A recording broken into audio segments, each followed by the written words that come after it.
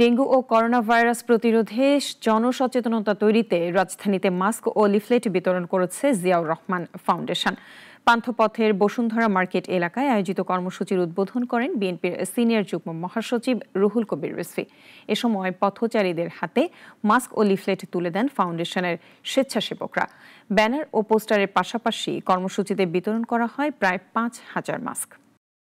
আমি জিয়াউর রহমান ফাউন্ডেশনের আজকে তাদের যে কার্যক্রম শুরু হলো, সাধারণ মানুষকে সচেতনতা এবং তারা যেভাবে এদের সহায়তা করা, অত্যন্ত নিম্ন আয়ের মানুষদেরকে মশারি দেবেন এবং আরও যে স্প্রে করছেন গোটা আমাদের এলাকায় এলাকায় মহল্লায় মহল্লায়, এই মহতী সামাজিক উদ্যোগের জন্য তাদেরকে ধন্যবাদ জানাচ্ছি এবং তাদের এই কর্মসূচির আমি শুভ উদ্বোধন ঘোষণা করছি। সকলকে